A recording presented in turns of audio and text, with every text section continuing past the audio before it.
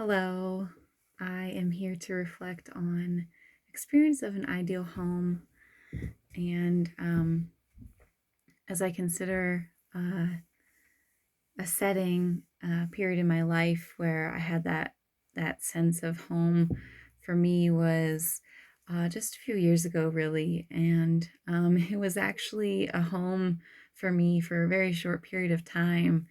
It was a transitional period, and I only really lived in this setting for about a period of maybe 4 or 5 months or so. But that period of time was so pivotal for me. I had just ended a very long-term relationship. Um, a relationship that was with me through my 20s and the start of my 30s, where so much of that uh, identifying the self time period, I was paired with another, and things weren't aligning for me. My soul was really craving spiritual experience in a path that was true to my nature, which got very much shadowed by my partner at the time. And this was a really hard decision for me, and I had spent a lot of time um, considering what would be next. And when the time came for me to move on from this relationship that had felt kind of stuck, and we weren't sure which way to go with each other, so I had felt like it was my time to go without. And my first step in that move was to be staying with a friend of mine, and I was in her spare bedroom for a while with just a small amount of my belongings. So this didn't feel like home for me, but was very comfortable.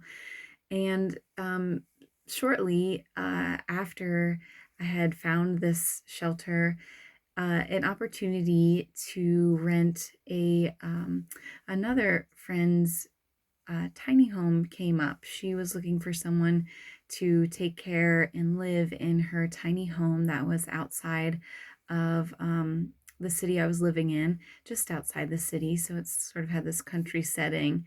And I loved that idea. That felt so cozy to me. I had followed her journey in obtaining this tiny home and the years that she had spent kind of renovating it to make it a luxury tiny home. So it was equipped with a screened-in front porch, as well as a very large walk-in closet that was just off the side of the front porch. And this was in North Carolina, so the weather was a little bit warmer there than where I'm living at now, where being accessible to outside in was is just a lot more easy there. Where yeah, it snows a little bit, but you can make do. So nonetheless, this tiny home sat um, sweetly along a creek, and there was a loft where the bed was. So I kind of sat up in the loft and or laid there was where my bed, and there was um, a cranking window right by the head of the bed that I was able to hear the creek, and out the window was just kind of this hillside of trees and forest. So it felt just very private and cozy. There was uh, a wood fire stove, a wood stove the inside there. Um, and of course, there wasn't a lot of space, a stand-up shower, and uncompostable toilet even, and just a small, tiny kitchenette, a tiny refrigerator. But it was so quaint and so sweet, and it was perfect just for me, just for one. And I didn't have a lot of space to make art there, so that was hard for me. I wanted to make art, but it was more about me kind of reclaiming parts of myself and connection with my true nature, as close to nature as I could be. And so it was just, so easy to step out the screen door and get my bare feet on the ground. And I had a really friendly neighbor and his father who had helped build some of the extensions onto the tiny home. were just, provided me with other comforts too.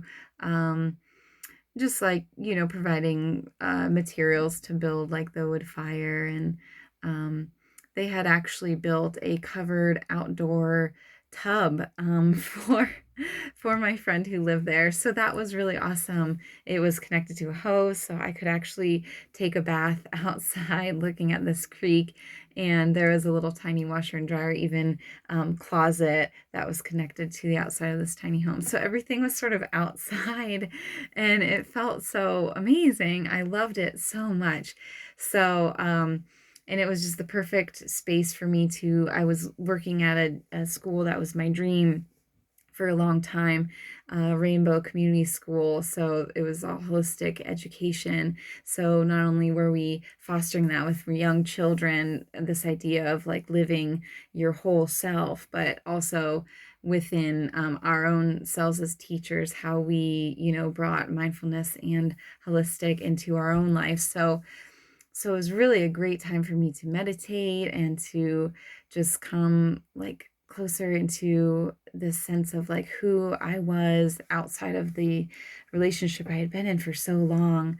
Um, and just build ground again. So that home for me just felt free. It felt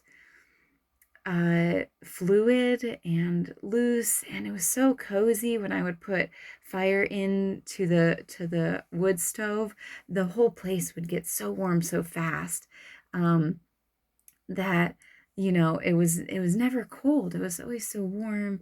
And yeah, just a really lovely space.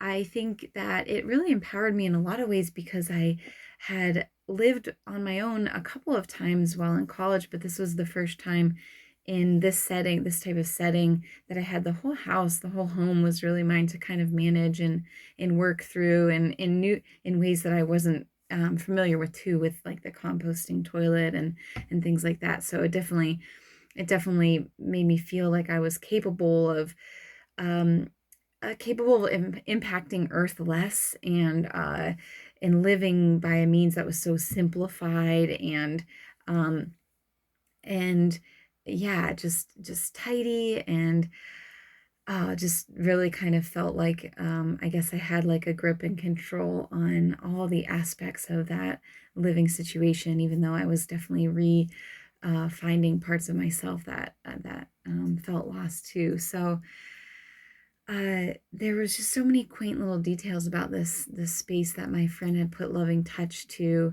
that made it feel really, really nice. And I think that was part of the significant and the details that really felt good. It didn't have like a big comfy couch or anything, and I didn't really need that either.